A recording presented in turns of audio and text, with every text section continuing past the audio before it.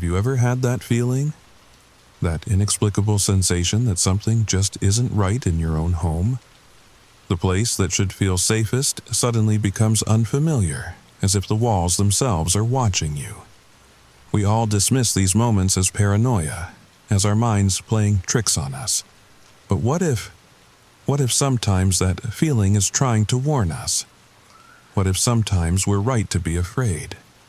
Tonight's story might make you think twice about dismissing those strange sounds in your house, those little inconsistencies you notice but brush off, the items that seem to move when you're not looking. Because for some people, these aren't just tricks of the mind. Sometimes the terror is all too real. So get comfortable, pull your blankets close, and prepare yourself for tonight's tale. But first, if you enjoy falling asleep to these stories, make sure to subscribe to our channel and hit that notification bell. Leave a comment sharing your own unexplained experiences at home. I read every single one. Now, let's begin our story. The story begins. I've lived alone for 3 years now. My apartment in Portland isn't anything special. A one-bedroom unit in a converted Victorian house in the Hawthorne district, with creaky floors and drafty windows that rattle when the Oregon wind picks up. It's cozy, though, filled with second-hand furniture and enough houseplants to make it feel alive. When I first moved in, I loved the character, the history etched into the crown molding and ornate door frames. Now, I'm not so sure. It started with small things. So small, I questioned my own sanity before I ever considered a more disturbing explanation. The first incident happened on a Tuesday evening in October.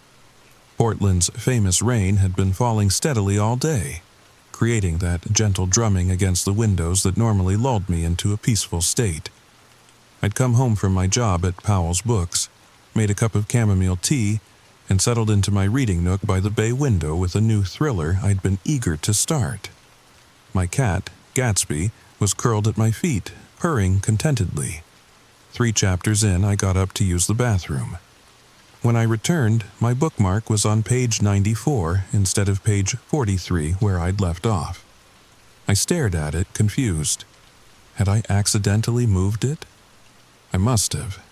I blamed my exhaustion and continued reading. The next morning, I woke to find all of my kitchen cabinet doors wide open. Every single one. I stood in the doorway of my tiny kitchen, blinking sleep from my eyes, a chill running down my spine despite the warmth of my flannel pajamas. I distinctly remembered closing them the night before. I always closed them. It was a habit I'd developed after smacking my head on an open cabinet door in college. Weird, I muttered to myself, closing each door with deliberate care. Really weird. I chalked it up to sleepwalking, though I'd never sleepwalked before in my life. Or maybe Gatsby had somehow learned to open cabinets? That seemed equally unlikely for my aging, somewhat lazy cat. But then other things began to happen. More frequently, more noticeably. My shower would be wet when I woke up, the glass still fogged slightly. The TV would be turned to channels I never watched. The thermostat would be set 2 degrees lower than I kept it. My favorite coffee mug would be in the dishwasher when I was certain I'd left it drying on the rack. I'm losing my mind, I whispered to Gatsby one evening, 3 weeks into these strange occurrences. He stared back at me with his unblinking yellow eyes, tail twitching slightly. Or, this place is haunted. I tried to laugh it off, but the sound caught in my throat. Neither option was particularly comforting. Then came the night everything changed. The night I couldn't ignore it anymore. I'd fallen asleep on the couch watching a documentary about deep-sea creatures. When I woke up around 2 a.m., the TV was off, and the apartment was dark except for the dim glow of the street lamp filtering through my curtains. I was covered with the knitted throw blanket my grandmother had made me, a blanket that had been stored in the hall closet when I'd fallen asleep. Someone had covered me while I slept. I sat up, heart hammering against my ribs like it was trying to escape. The silence of the apartment pressed against my ears. Where was Gatsby? He usually slept beside me on the couch. Gatsby? I called softly, my voice sounding strange and small in the darkness. No familiar meow answered me. Slowly, I swung my feet to the floor, flinching at the cold hardwood against my bare skin. I reached for my phone on the coffee table, but it wasn't there. I always kept my phone within reach, another habit born from years of living alone. I stood, wrapping the blanket around my shoulders like armor. The floorboards creaked beneath my weight, the sound deafening in the quiet apartment. "Hello," I called, immediately regretting it. If someone was here, I'd just announce that I was awake and aware. Stupid. So stupid, I shuffled towards the kitchen where I kept a landline phone. Yes, I'm one of those millennials who still has a landline, mostly because cell reception in my old building was spotty at best. The kitchen was 5 steps away, across the open floor plan of my apartment. It felt like miles. As I reached the kitchen threshold, I froze. There, on my kitchen table, was my cell phone, placed perfectly in the center, screen up. I knew I hadn't left it there. My breath caught in my throat. I was no longer alone in my apartment. Maybe I hadn't been for weeks. I lunged for my phone, fingers trembling as I tried to unlock it. Dead. The battery was completely drained, though I'd charged it before starting the documentary. A soft thump came from my bedroom, followed by the unmistakable sound of my closet door sliding open on its track. I should have run. I should have screamed. I should have grabbed a knife from the block on my counter and prepared to defend myself. Instead, I stood frozen, my mind unable to process what was happening. Then I heard it. A humming, low and melodic, drifting from my bedroom. A tune I recognized, but couldn't quite place. Someone was in my bedroom humming while they... What? Went through my clothes? Waited for me? The possibilities made my stomach lurch. "Who's there?" I managed to croak out, my voice barely audible even to my own ears. The humming stopped abruptly. The silence that followed was somehow worse. Then footsteps. Soft, measured footsteps moving from my bedroom into the hallway that led to the main living area where I stood. I fumbled behind me for anything I could use as a weapon, my hand closing around a heavy ceramic mug on the drying rack. It wasn't much, but it was something. The footsteps stopped. I could sense someone standing just beyond the hallway entrance, hidden in shadow. "I've called the police," I lied, my voice steadier than I expected. "They're on their way right now." A pause, then a sound that made my blood run cold. A soft, amused chuckle. "No, you haven't, Ellie." The voice was male, quiet, almost gentle. And he knew my name. "Your phone is dead, and you haven't reached the landline yet." My fingers tightened around the mug.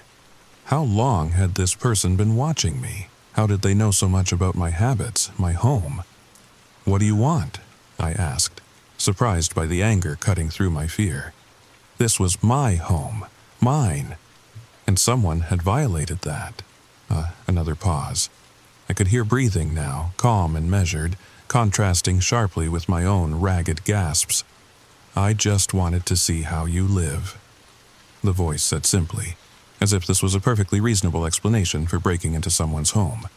"When you're alone, when you think no one is watching." A floorboard creaked as he shifted his weight. He was still hidden in shadow, but I could make out a tall silhouette now. "How long?" I demanded, edging slowly toward the knife block while trying to keep my movement casual. "How long have you been coming into my apartment?" The figure tilted his head slightly. "You notice things moving." I was impressed. Most people rationalize those little inconsistencies away. But you saw them.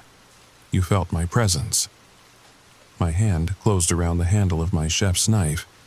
It wasn't much of a plan, but having the knife gave me confidence. "That doesn't answer my question." 6 weeks, he said matter-of-factly, "since I saw you reading on that bench in Washington Park. You looked peaceful." I wanted to understand that peace.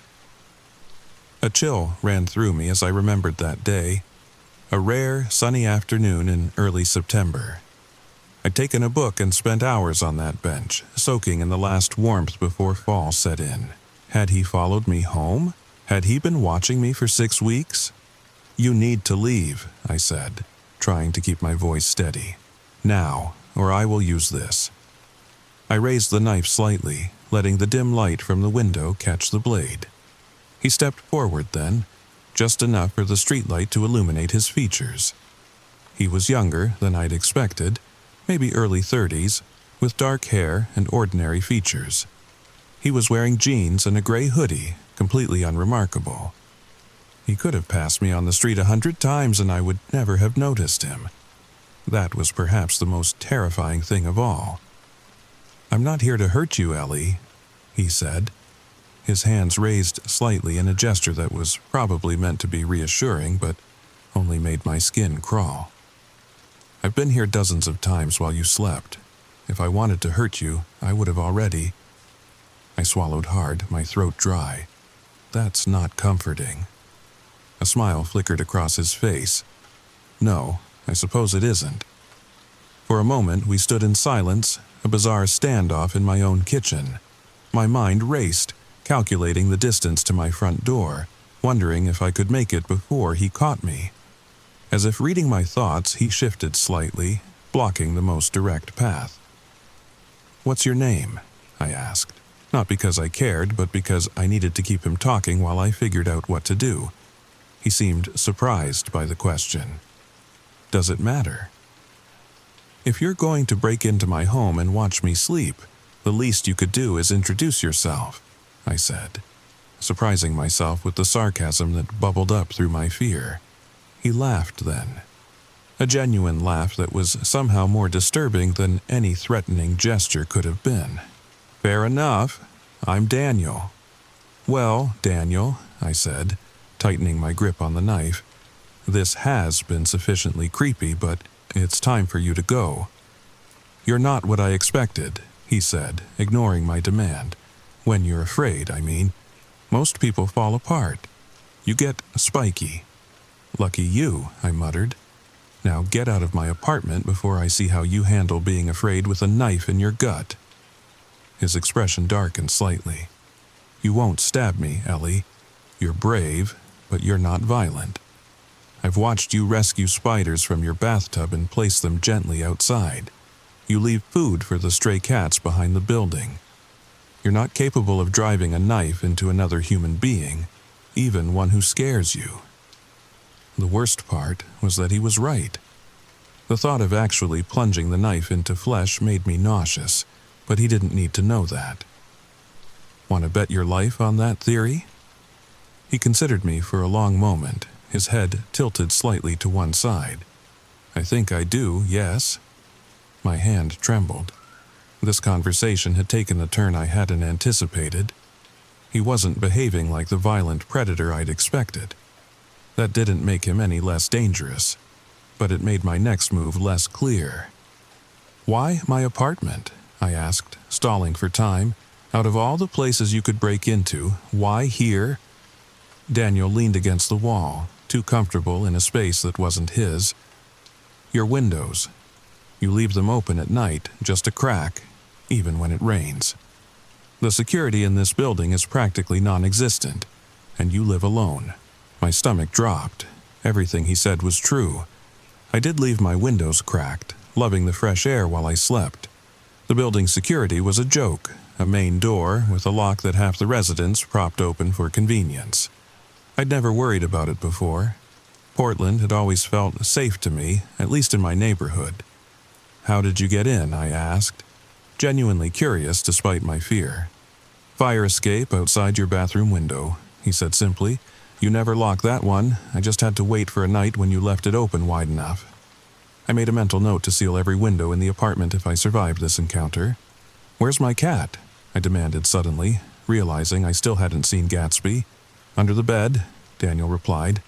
"He doesn't like me much." Smart animal. At least Gatsby was okay, that was something. "You need to leave," I repeated, more firmly this time. "This isn't a negotiation. Get out of my apartment and don't come back, or I call the police." Daniel sighed, like my completely reasonable demand was somehow inconveniencing him. I will, but you should know something first. He paused, his eyes meeting mine. I'm not the only one. My blood froze in my veins. What does that mean? It means there are others like me. People who slip into homes while the occupants sleep. People who just want to observe. His voice had taken on an almost educational tone, as if he was explaining a hobby. We don't steal, at least nothing important. Sometimes a small token, something that won't be missed. We don't hurt anyone, we just watch. I felt sick. The idea that this was some kind of community activity made it infinitely worse. How many others?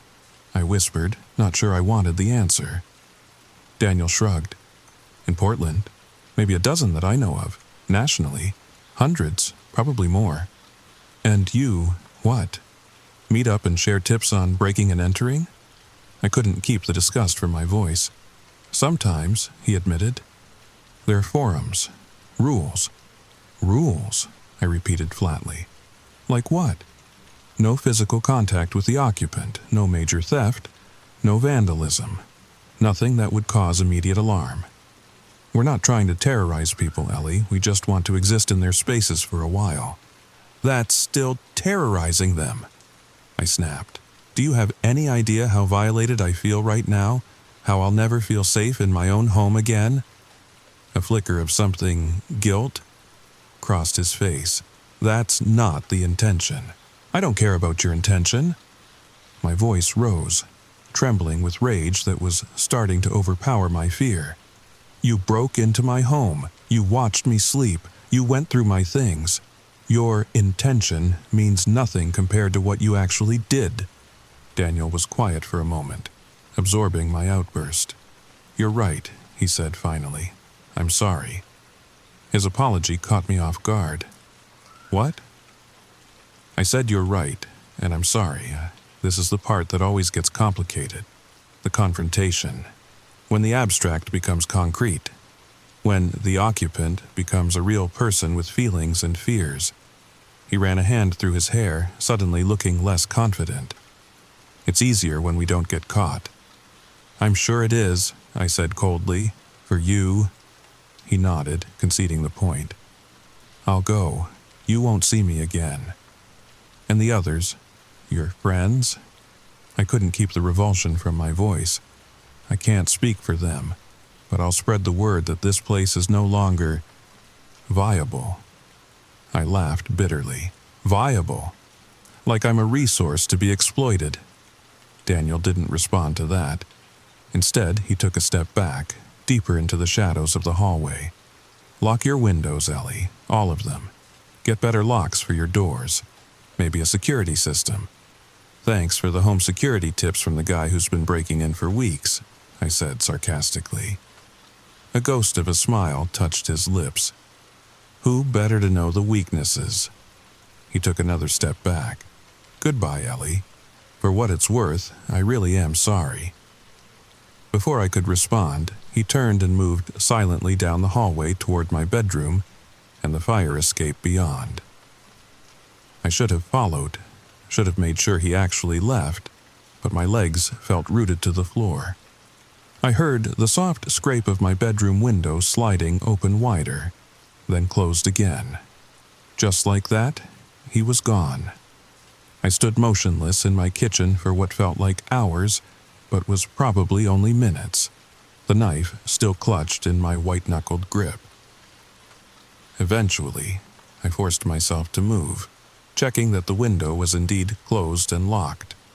I did a sweep of the entire apartment, securing every window, every possible entrance.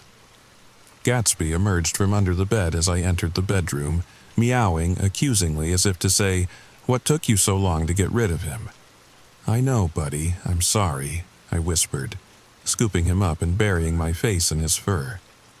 He tolerated this for about 10 seconds before squirming to be put down. I didn't sleep that night, or the next. I sat in my living room with all the lights on, jumping at every creak and groan of the old building. On the third day, running on caffeine and adrenaline, I called a locksmith and had every lock in the apartment replaced. I bought window alarms, motion sensor lights, and a small security camera for my bedroom. 2 weeks later, I gave notice on my apartment. I couldn't stay there, couldn't shake the feeling of being watched, even though I was fairly certain Daniel had kept his word and hadn't returned. The damage was done. My home no longer felt like mine.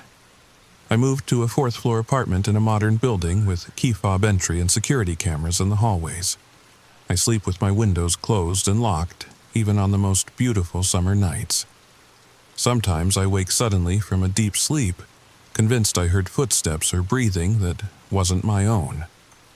But the worst part isn't the paranoia or the security measures or even the way I sometimes catch myself checking for small signs that things have been moved. The worst part is knowing what Daniel told me, that there are others like him. That right now, while you're listening to this story, there could be someone in another person's home, watching them sleep, going through their possessions, learning their routines, and the person being watched has no idea. They might notice small inconsistencies, a book moved, a door left open that they thought they closed, but they'll likely do exactly what I initially did. They'll rationalize it away. They'll tell themselves they're being paranoid. They'll convince themselves they're alone when they're not, because the alternative is too frightening to consider. So tonight, when you've finished listening to this story and you're lying in bed in the dark, pay attention to those inexplicable sounds in your house. The floorboard that creaks when no one's walking on it. The door that seems to have drifted open on its own. The feeling that something isn't quite where you left it. And ask yourself, are you really alone? Oh, and if you've enjoyed this story, or if it's keeping you awake, please like, comment, and subscribe to our channel. Share your own unexplained experiences in the comments below. Has anything like this ever happened to you? Have you ever felt like someone was in your home when you thought you were alone? I'd love to hear your stories, and if you have any questions about what happened to me after I moved, well, that might be a story for another night. Sleep tight, and don't forget to check under your bed before you close your eyes. Story number 2. Hey there, fellow travelers and curious minds. Before I dive in, I need to warn you. What happened at the Blackwood Inn changed how I see the world forever. If you felt that strange chill when alone in an unfamiliar place, you'll understand. I'm sharing this hoping someone might have answers. If you've had similar experiences, please comment below. And if you want more stories like this, subscribe. I have other unexplained experiences I haven't shared yet. Now, let me tell you about the 3 nights that still haunt my dreams. The story begins. I never believed in ghosts. Not really. I enjoyed scary movies, but with that comfortable skepticism that there's always a rational explanation. That changed last October. I'm a travel photographer, not Instagram famous, just a freelancer who gets paid to wander. I was on assignment in New England, capturing fall foliage. After a week of shooting, I detoured through western Massachusetts to visit an old college friend in a small town called Millfield. The drive took longer than expected. Rain came down in heavy sheets about an hour outside of town. Visibility dropped to almost nothing, and my GPS kept losing signal on the winding back roads. By the time I reached Millfield, it was almost midnight, and my friend wasn't answering her phone. I circled the town square looking for any motel with vacancies. Most places were dark, but at the edge of town, set back from the road behind ancient maple trees, I spotted a tall Victorian building with a dim light glowing in the front window. The Blackwood Inn. I pulled into the gravel driveway, headlights illuminating a weather-beaten sign. My car's engine ticked as it cooled, unnaturally loud in the stillness. The rain had stopped, but water still dripped from the eaves, creating a rhythm against the wooden porch. The inn was imposing. 3 stories of weathered clapboard painted deep forest green, with peeling white trim. Gables and dormers jutted from the steep roof, and a turret rose from one corner. It wasn't welcoming, but I was too tired to care. I grabbed my overnight bag and approached the front door. Each board of the porch creaked under my feet. The brass knocker was shaped like a lion's head, its details worn smooth by decades of use. When no one answered, I tried the door. It swung open with a low groan. The lobby was dimly lit by a single lamp. The air smelled of old wood, furniture polish, and something else. Faded, like dried roses forgotten in a drawer. "Hello?" I called out, my voice smaller than intended. "Anyone here?" No response, just the distant tick of a grandfather clock. I was about to call out again when a door behind the reception desk opened. An elderly man emerged, stooped but elegant in an old-fashioned suit. His white hair was slicked back, and behind wire-rimmed glasses, his eyes were a startling blue. "Good evening," he said, his voice surprisingly strong. "Welcome to the Blackwood Inn. I'm Mr. Whitaker, the proprietor. Forgive me for the delay. We weren't expecting guests tonight." "We?" I hadn't seen any staff or other cars outside. "Do you have a room available?" I asked. "Just for tonight. I got caught in the storm." He smiled. It didn't reach his eyes. "Of course. The Blackwood always has room for weary travelers." He opened an ancient leather-bound registry. "If you'll just sign here, we prefer to do things the old-fashioned way."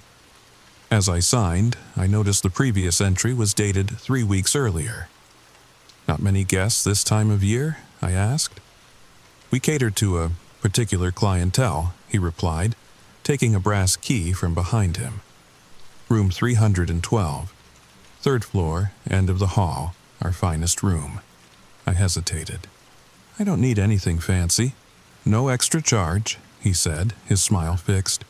"The dining room is closed for the evening, but there's a kitchenette on the 2nd floor if you're hungry. Breakfast is served from 7 to 9. As he spoke, I felt the temperature drop several degrees. I pulled my jacket tighter. "Is the heating working?" I asked. Mr. Whitaker's expression remained unchanged. "The old radiators take time to warm up. Your room should be comfortable enough. The Blackwood has stood for over 150 years. These walls know how to keep out the cold." I took the key with thanks and headed toward the grand staircase. As I climbed, I couldn't shake the feeling that someone was watching me. I turned back once, but Mr. Whitaker had vanished. The stairs creaked with every step, but not randomly. There was an almost rhythmic quality to it, like they were responding to more than just my weight, like they were communicating. The hallway on the 3rd floor was long and narrow, lit by wall sconces that cast more shadows than light. The carpet runner was worn thin in the middle. The wallpaper pattern seemed to shift in my peripheral vision. I found room 312 at the very end of the hall. The brass numbers hung askew on the wooden door. The key turned stiffly in the lock, and the door swung inward. The room was unexpected. Spacious and immaculately preserved, like stepping into another time. A 4-poster bed dominated the space, draped with heavy burgundy curtains. A writing desk sat beneath a bay window, and a small sitting area was arranged near a fireplace. Everything was pristine, not a speck of dust visible. I set my bags down and went to the window. Through the wavy glass I could see the lights of Millfield in the distance.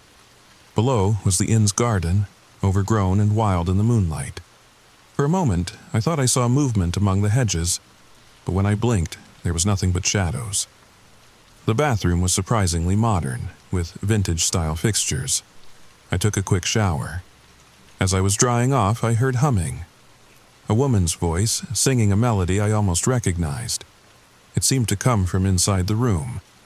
But when I stepped out, wrapped in a towel, the room was silent and empty. Exhausted, I pulled on a t-shirt and shorts and crawled into the massive bed. The mattress was firm, the sheets smelling of lavender. Despite the strangeness of the place, I fell asleep immediately. I woke to footsteps in the hallway, slow, measured steps that paused outside my door.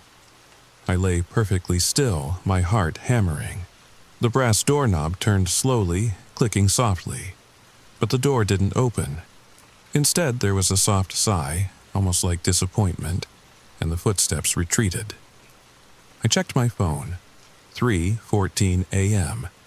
The witching hour, as my grandmother would have called it. Sleep didn't come again easily.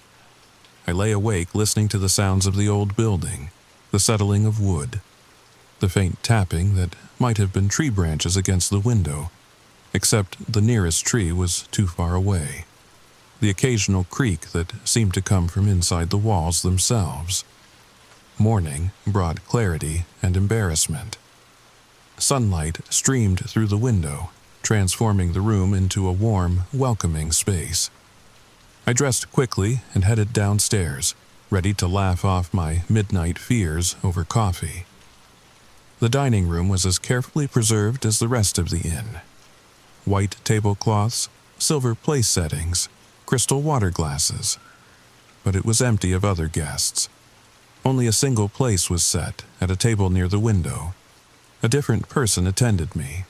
A woman perhaps in her 60s, with silver hair pulled into a tight bun. She introduced herself as Mrs. Fletcher, bringing coffee and a handwritten menu. "Did you sleep well?" she asked, her voice pleasant, but her eyes watchful. "Fine, thank you," I lied. "Beautiful room. The Blackwood has always taken pride in its accommodations," she said. "Room 312 is one of our most requested. Some say it has a special energy." "Oh?" I tried to sound casual. "Old buildings collect stories, Mr. Sullivan, like they collect dust." She smiled thinly. "What brings you to Millfield? We don't get many visitors who aren't here for a purpose." I explained about my photography assignment and my friend in town. "And who might that be? I know most everyone in Millfield." "Sarah Connor. We went to college together." Mrs. Fletcher's hand paused momentarily. "I'm afraid I don't know any Sarah Connor in Millfield. She moved here about a year ago, bought an old farmhouse she's been renovating." Mrs. Fletcher shook her head. "No, I'm quite certain. Perhaps she's in one of the neighboring towns." I frowned, pulling out my phone to check the address. No signal. "The inn is a bit of a dead zone," Mrs. Fletcher said. "There's a landline at reception you're welcome to use." After breakfast, I did just that, but Sarah's number went straight to voicemail. I decided to drive into town to check her address and get better reception. Mr. Whitaker appeared as I was heading for the door. "Leaving us so soon?" "Just going into town. I'll be back later." He nodded, but something in his expression made me uneasy. Millfield can be confusing for newcomers. The streets don't always lead where you expect. I laughed, though it came out forced. "I've got GPS. Technology has its limitations here," he said. "But of course, you must see for yourself." The day was bright and clear. As I drove towards town, I tried calling Sarah again. This time, an automated message said the number was no longer in service. In town, I asked at a coffee shop about Sarah or her address. The barista looked confused. "That's out on Old Mill Road, but there aren't any houses out there anymore. Not since the flood in '97. That couldn't be right. Sarah had sent me renovation photos just a month ago. I decided to see for myself. The GPS led me down increasingly narrow roads until I found myself on a rutted dirt track. Finally, I reached the coordinates where Sarah's farmhouse should be. There was nothing but an overgrown field and a crumbling stone foundation. It looked like it had been abandoned for decades. I sat in my car, trying to make sense of it. I scrolled through my text messages, looking for Sarah's instructions, but they weren't there. All our message history was gone. A cold feeling settled in my stomach. I decided to return to the inn, pack my things, and leave Millfield behind. Something wasn't right. But when I tried to navigate back to town, the roads seemed to shift and double back on themselves. Twice, I found myself returning to the abandoned foundation. The third time, I noticed something I'd missed before. A small family cemetery at the edge of the property. Most of the headstones were too weathered to read, but one newer stone stood out. I approached it with dread. And there it was. Sarah Connor, 1985 to 2022, beloved daughter and friend. My hands were shaking as I got back in my car. This time, I somehow found my way back to town, and from there, to the Blackwood Inn. It was late afternoon by the time I returned. Mr. Whitaker was at the reception desk, as if he hadn't moved. "Did you find what you were looking for?" I didn't know how to answer. "I think I'm confused about something, my friend." "Millfield has a way of confusing outsiders," he said gently. "Perhaps a rest before dinner would help clear your mind." I nodded and headed up to my room. I needed to think, but the moment I entered room 312, I felt it again, that sensation of not being alone. "Hello?" I called out. "Is someone here?" Silence. But as I moved further into the room, the temperature dropped noticeably. My breath fogged in front of my face, and then I saw it. A woman's figure, reflected in the mirror above the writing desk. Not my reflection, but someone behind me. I spun around, but there was no one there. When I looked back at the mirror, it showed only me, wide-eyed and pale. I should have left then, but something held me there, curiosity, disbelief, or maybe something less rational. I needed to understand what was happening. I spent the afternoon researching on my laptop.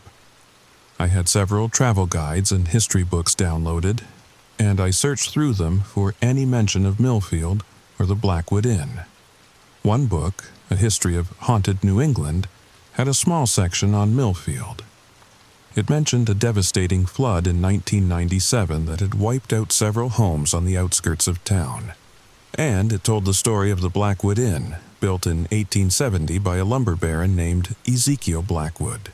The book claimed the Blackwood family had owned the inn until 1973, when the last descendant, Eleanor Blackwood, had died under mysterious circumstances. Since then, the property had changed hands several times, with no owner lasting more than a year or two.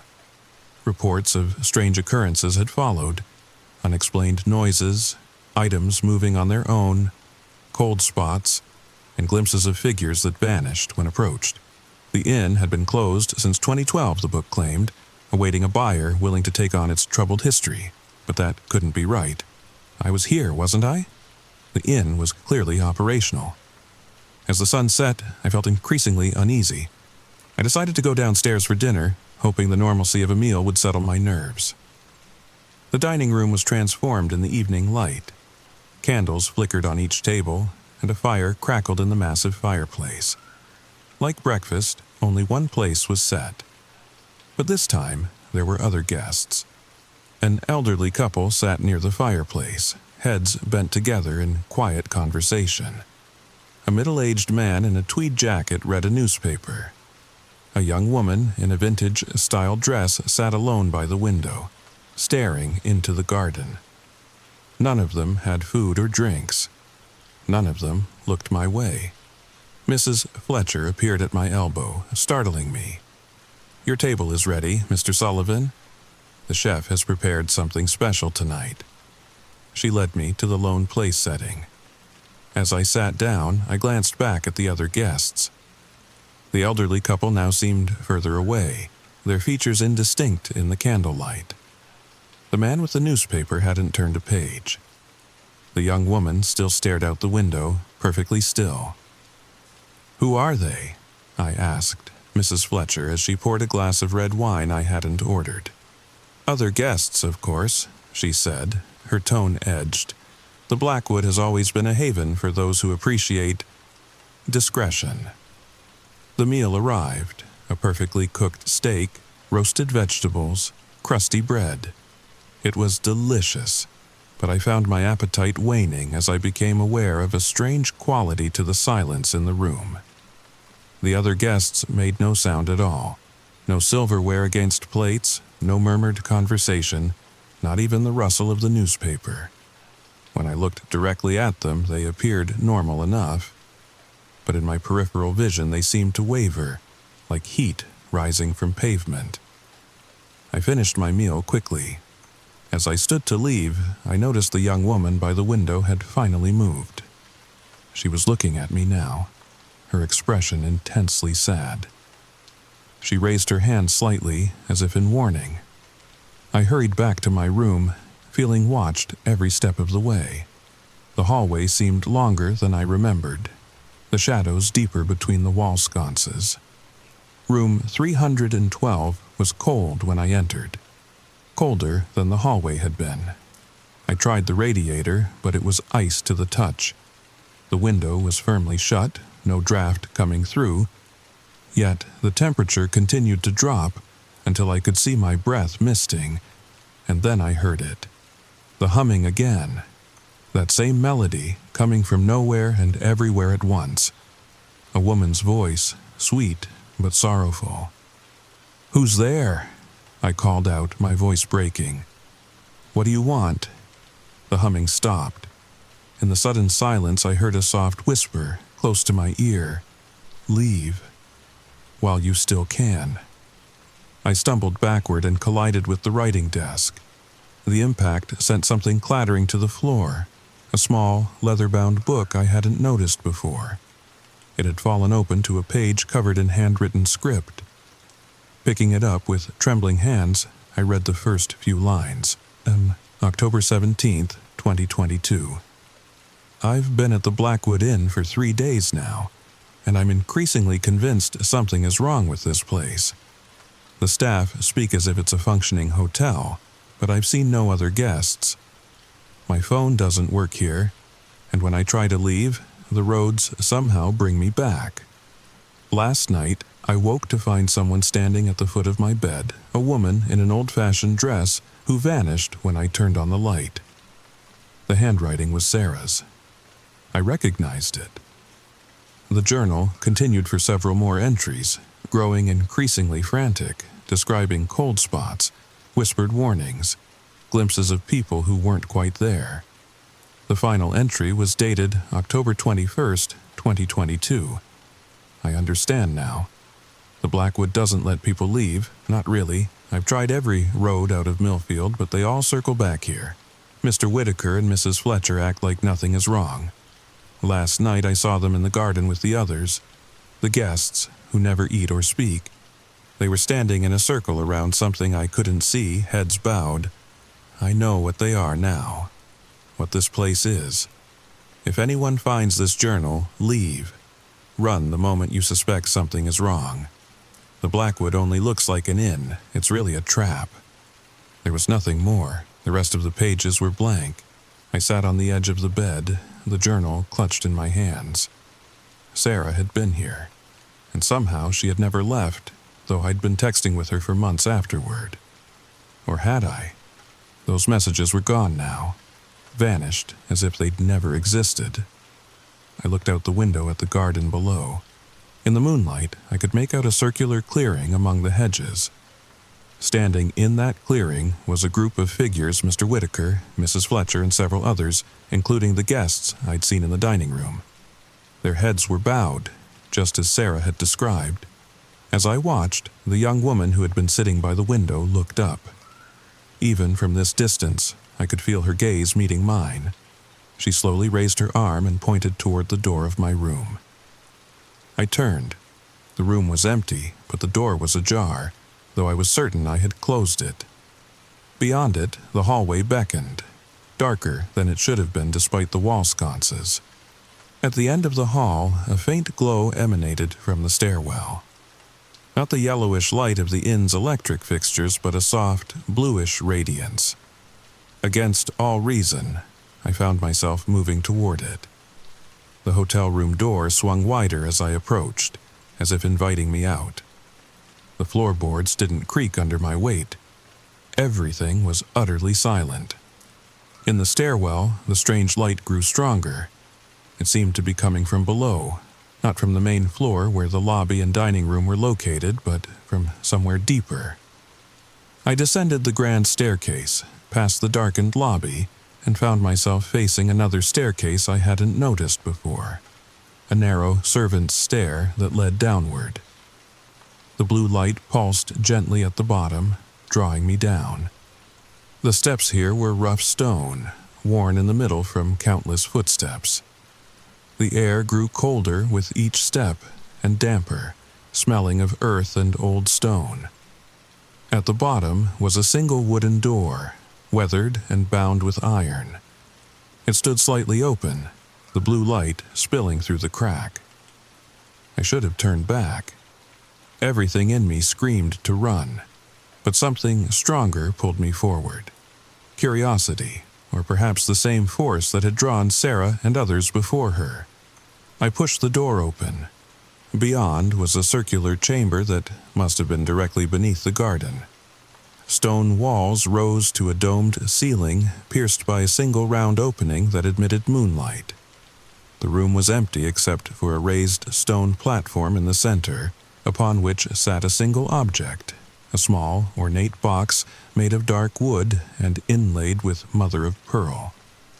The blue light emanated from the box, pulsing like a heartbeat.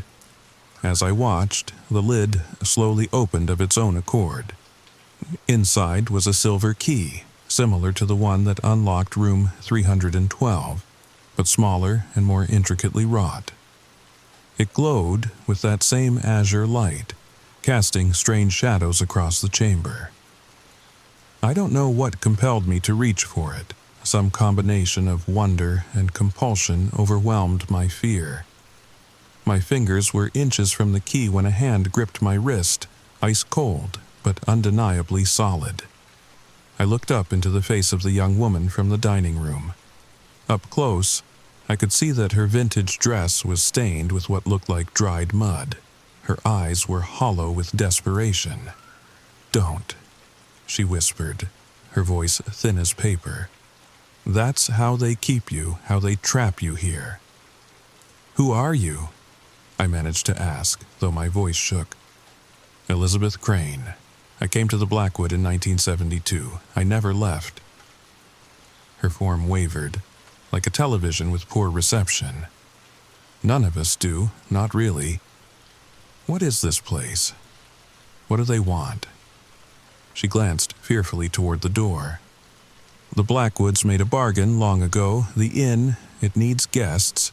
It feeds on them, on their energy, their life. But it can only take those who accept the key, who choose to belong to the Blackwood." "Sarah," I said, understanding.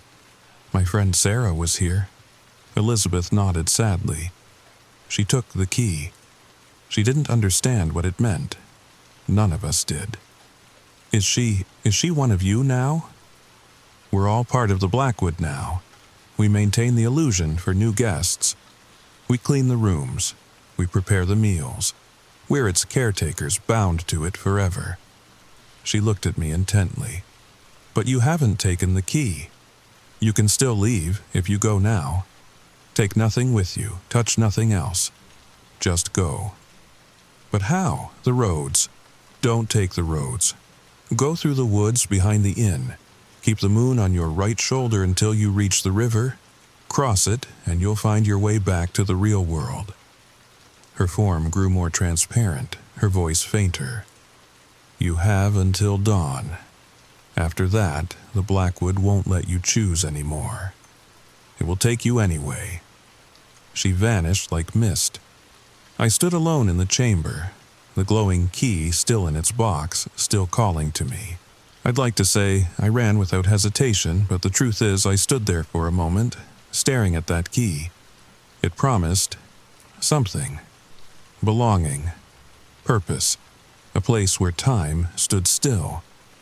Part of me wanted to take it, but Sarah's journal flashed in my mind, her desperate warning, and I thought of Elizabeth Crane, trapped for 50 years in an endless performance for new guests.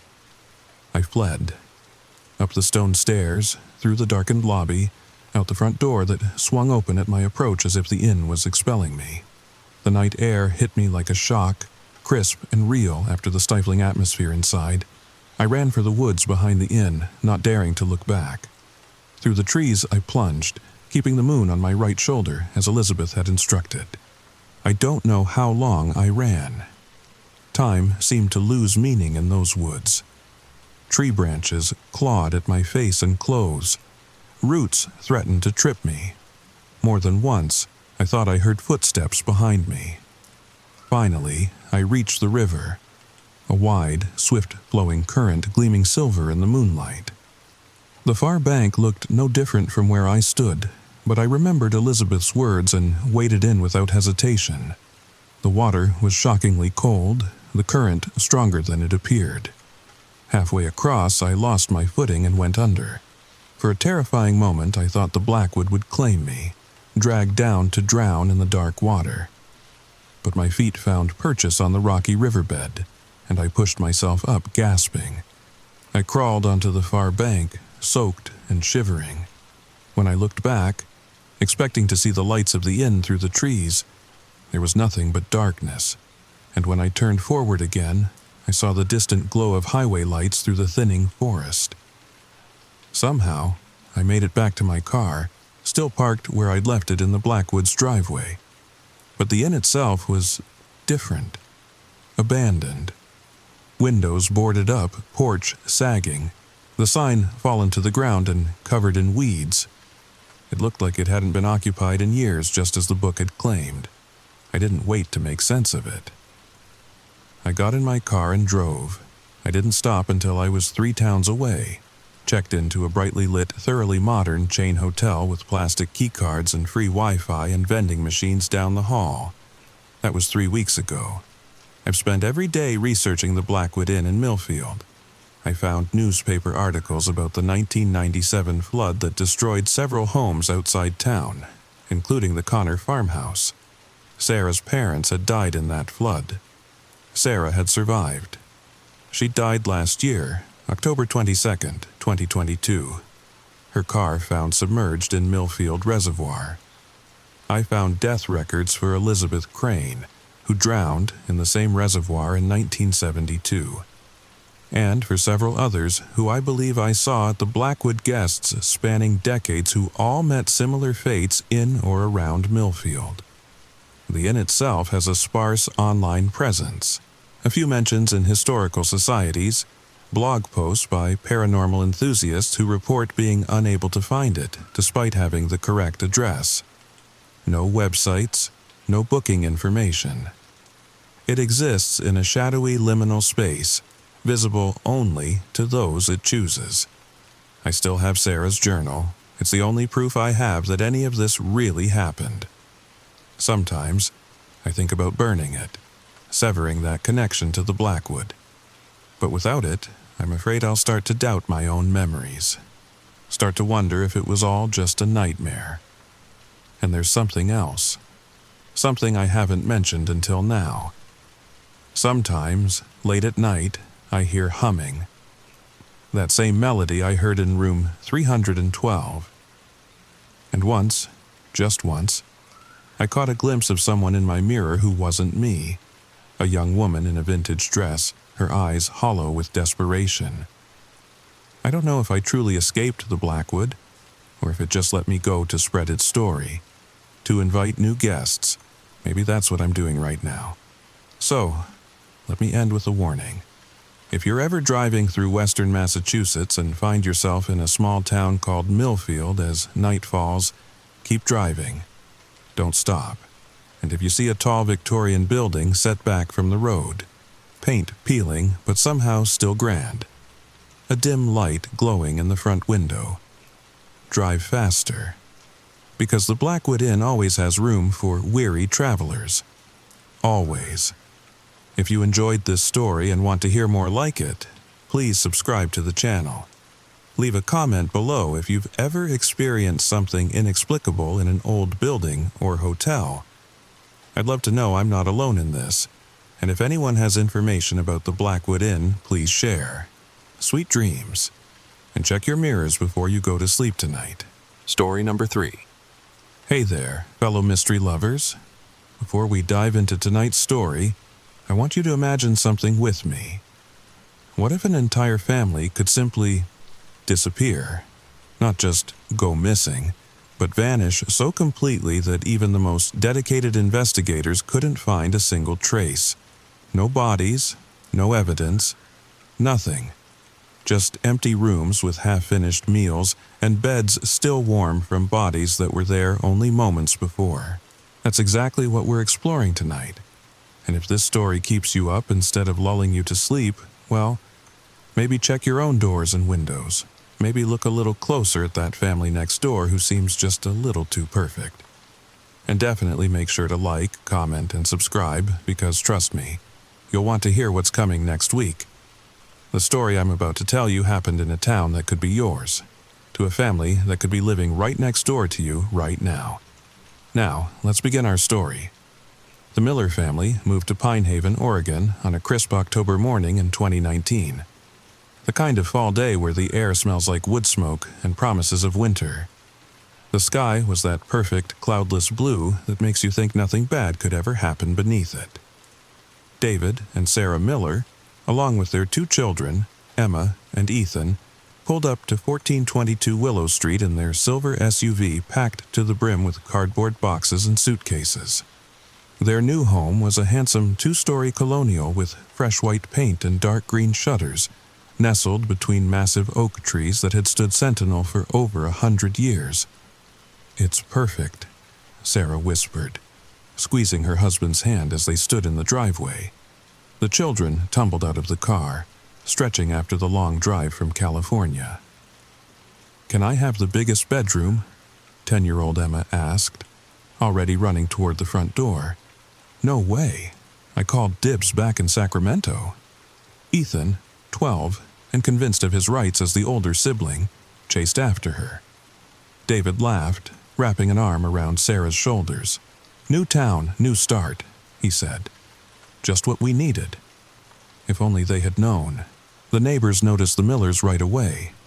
It was impossible not to. Pine Haven was a small town of just under 7,000 people, where everyone knew everyone else's business before they knew it themselves. The arrival of a new family, especially one as picture-perfect as the Millers, was cause for attention. Margaret Wilson from across the street brought over a casserole that first evening. "Just a little welcome to the neighborhood," she said, standing on their porch with the steaming dish. Her eyes darted past Sarah, taking in the half-unpacked boxes in the living room. "That's so kind," Sarah said, accepting the dish with a smile that didn't quite reach her eyes. "We're still getting settled, otherwise I'd invite you in." Margaret nodded, understanding but disappointed. "Of course, dear. Plenty of time for that later. Where did you folks move from?" "California," Sarah said, shifting her weight slightly. "San Jose area." "Oh? What brings you all the way up to our little corner of Oregon?" Sarah's smile tightened just a fraction. "David got a job at the university, environmental science."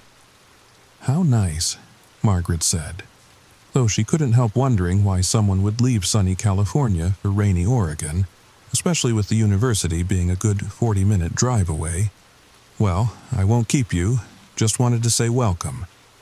As she walked back to her house, Margaret noticed David Miller in the driveway, unloading more boxes. He was a tall man with sandy hair and glasses, looking every bit the professor type. He glanced up, caught her looking, and waved. His smile was friendly enough, but there was something else there. Something Margaret couldn't quite place. Wariness, perhaps? Or was it fear? That night, after the children were asleep, David and Sarah sat on their new porch swing, cups of tea growing cold in their hands. "Do you think we're far enough away?" Sarah asked, her voice barely above a whisper. David took a long time to answer. "I don't know," he finally said. "But we couldn't stay there, not after what happened." Sarah leaned her head against his shoulder, eyes filling with tears. "I keep seeing his face. Every time I close my eyes." "I know," David said, squeezing her hand. "Me too. But we did what we had to do to protect the kids." "The kids," Sarah repeated, as if reminding herself why they had upended their lives and fled across state lines. "Yes, everything for them." Above them, the stars winked coldly in the vast Oregon sky, bearing witness to their secrets. The Millers settled into Pine Haven with remarkable speed. Within weeks, they had transformed from newcomers to community fixtures. David commuted to the university, where he quickly became a popular professor. Sarah volunteered at the local library and joined the PTA. Emma and Ethan enrolled in school, made friends, joined sports teams. They were the perfect American family. Too perfect, some might say. Lisa Jenkins, the clerk at Thompson's Grocery, noticed it first. The way Sarah Miller would study the labels on food packages with unusual intensity, checking ingredients with extreme care. "Allergies in the family?" Lisa had asked once. Sarah had startled, almost dropping the can of soup she was examining. "What?" "Oh, yes, Emma has sensitivities, but Lisa's cousin taught at Pine Haven Elementary, and she had mentioned that Emma Miller ate everything in the cafeteria without issue." Then there was the matter of their home. The Millers had installed an elaborate security system within days of moving in. Cameras at every corner of the house, motion sensors in the yard. "Seems like overkill for Pine Haven," Tom Thompson had commented when David came in to buy extra batteries for the sensors. "We haven't had a break-in here in over a decade." David had shrugged, not meeting Tom's eyes. Better safe than sorry. And the phone calls. Margaret Wilson couldn't help noticing that sometimes, late at night, lights would go on in the Millers' house. Through her bedroom window she could see David pacing in their kitchen, phone pressed to his ear. He always looked agitated during these calls. Once, Margaret was sure she saw him crying. But during daylight hours, the Millers were nothing but smiles and neighborly waves. They hosted a barbecue for the street in November, despite the chill in the air. They decorated elaborately for Christmas, and their Super Bowl party in February was the talk of the town. If there were cracks in the perfect facade, they were hairline at best. Until the night of April 17th. The McCarthys, who lived next door to the Millers, were awakened at 2:37 a.m. by what sounded like breaking glass. John McCarthy sat up in bed, listening intently. "What was that?" his wife Diane whispered beside him. "Not sure," John said, reaching for his phone. "Sounded like it came from next door." They listened for several minutes but heard nothing else. No voices, no alarms, no further sounds of disturbance. "Should we call someone?" Diane asked. John hesitated. The Millers were private people, despite their social appearances. David, in particular, seemed the type who wouldn't appreciate what he might consider an overreaction. "Let me text him first," John decided. He sent a quick message. "Hey, David, thought we heard something at your place. Everything okay?" No response came. "Maybe they're asleep," Diane suggested. But John had a strange feeling in the pit of his stomach. "I'm going to walk over." He pulled on a jacket over his pajamas and slipped into his shoes. The night was cool and clear, with a nearly full moon illuminating the quiet street. John crossed his lawn and approached the Millers' front door. The house was dark. Completely dark, which struck John as odd, given their elaborate security system. Shouldn't there be at least one light on? He rang the doorbell, no answer. He knocked. Nothing. John circled around to the back of the house, where he discovered the source of the breaking glass sound. The sliding door that led from the Millers' kitchen to their back patio was shattered, shards glittering in the moonlight like fallen stars. "Hello?" John called, approaching cautiously. "David? Sarah? It's John from next door." Only silence answered him. Heart pounding, John pulled out his phone and called 911. Officer Pete Simmons was the first to arrive at the Miller residence, followed quickly by his partner, Officer Elena Garcia. They found John McCarthy standing in the driveway, arms wrapped around himself against the night chill. Broken glass in the back, John told them immediately. No response when I knocked or called out. The officers approached the house carefully, flashlights sweeping across the darkened windows. "Pine Haven PD," Officer Simmons called loudly. Anyone home? When no answer came, they made their way to the broken sliding door. Glass crunched beneath their boots as they entered the kitchen. "Police officers," Officer Garcia announced again. "If anyone's here, make yourself known." The kitchen was immaculate except for the broken door. A pot sat on the stove. Officer Garcia touched it briefly. "Still warm," she murmured to her partner. They moved through the house methodically, clearing each room. The living room was undisturbed, so was David's study. Upstairs, they found the master bedroom, where the bed was turned down as if ready for someone to climb in. In Emma's room, a book lay open on the bedspread. In Ethan's, a video game controller sat on the floor beside a beanbag chair. But there was no sign of the Millers. No sign of struggle beyond the broken door. No blood, no overturned furniture. Nothing to indicate what had happened to the family of four. The only truly strange thing the officers discovered was in the basement. A door, heavy, metal, and secured with 3 deadbolts, that led to what appeared to be a panic room. The door was open, the room empty except for shelves stocked with non-perishable food, water, first aid supplies, and what Officer Simmons described in his report as survival gear. By morning, the Millers' disappearance was the only topic of conversation in Pinehaven. Police set up a command center in the community hall. Search parties combed the woods surrounding the town. The FBI was called in. "I knew something wasn't right with that family," Margaret Wilson told anyone who would listen. Too perfect, too rehearsed somehow. As the investigation deepened, strange details began to emerge about the Millers.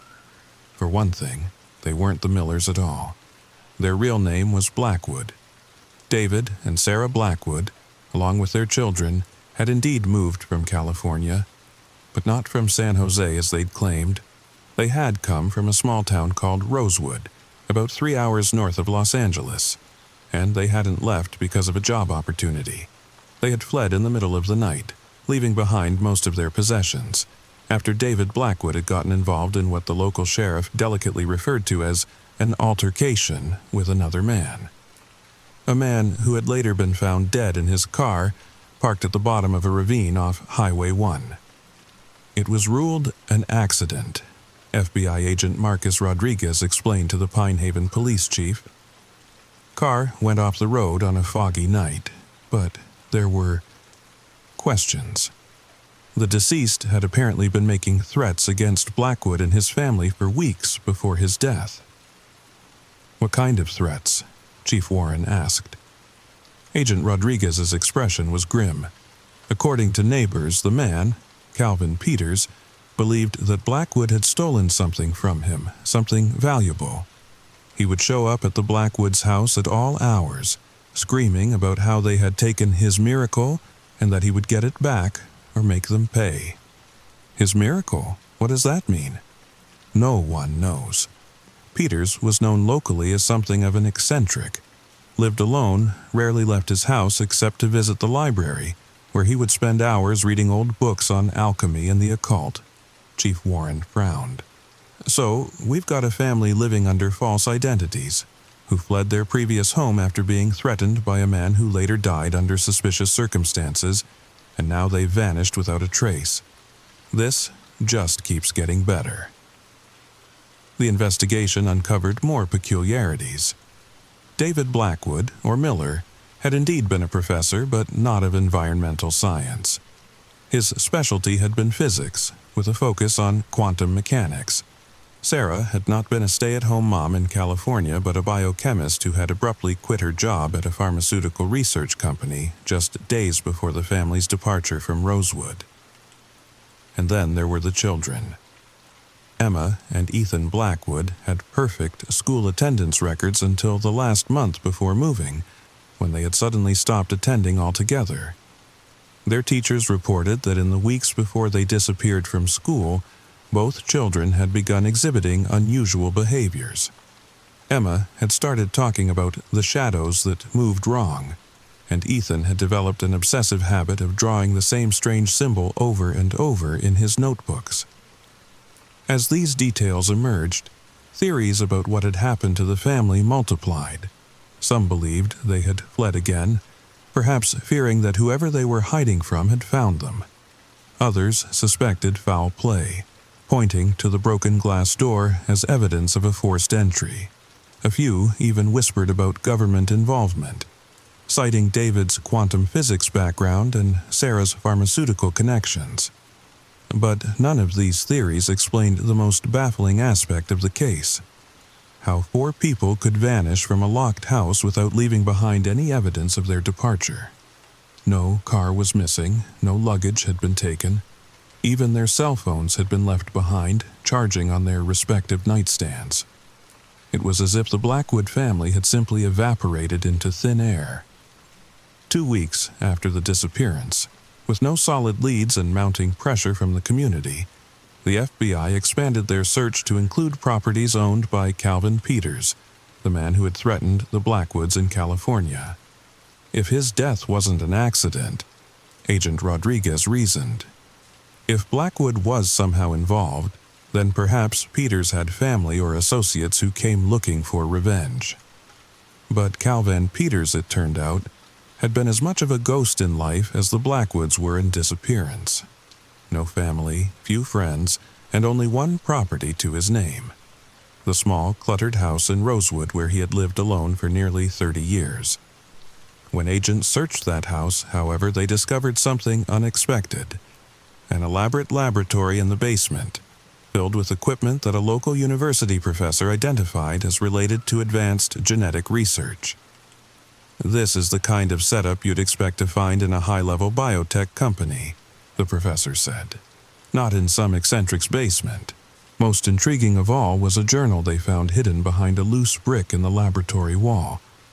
The journal, written in Peter's cramped handwriting, detailed experiments he had been conducting, experiments involving what he called cellular regeneration and temporal displacement. Much of the journal was filled with scientific jargon and complex equations, but scattered throughout were more disturbing entries. Peters wrote of successful temporal jumps using laboratory rats, of animals that disappeared from sealed cages only to reappear hours or days later, sometimes younger, sometimes older than when they had vanished. In the final pages, Peters's writing became increasingly frantic. He claimed to have achieved a breakthrough, something he referred to repeatedly as the miracle.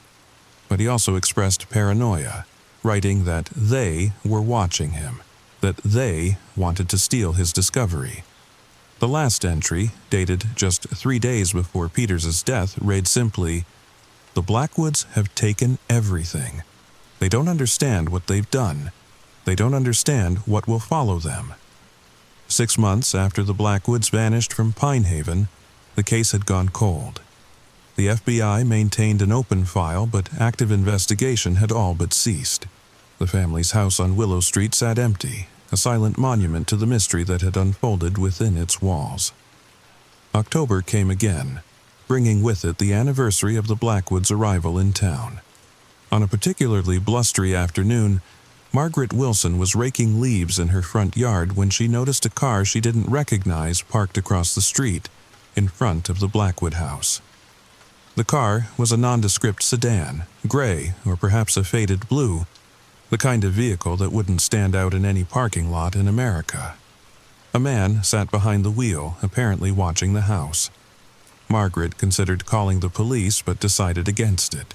The case had drawn all manner of curiosity seekers over the months: true crime enthusiasts, amateur sleuths, even a few self-proclaimed psychics.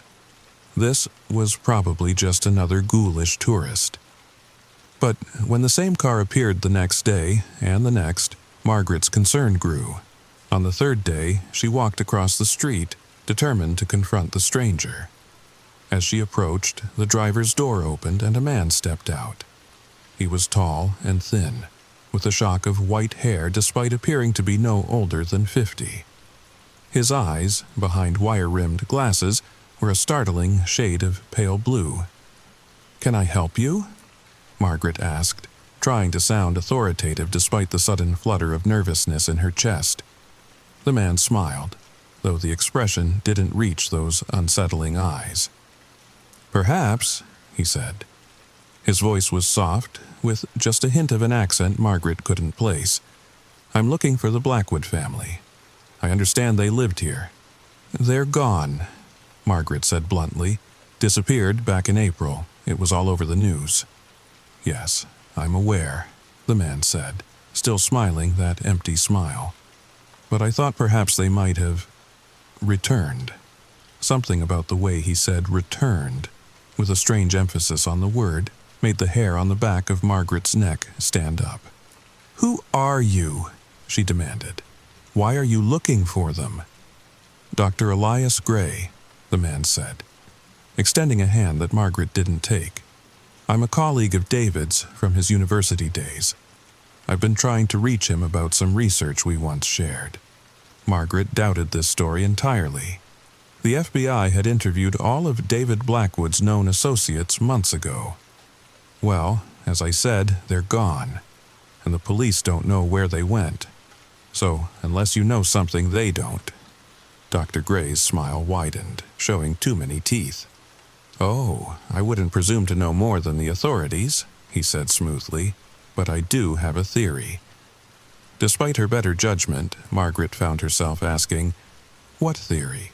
Gray glanced at the house, his expression suddenly serious. "Have you ever considered Mrs. Wilson?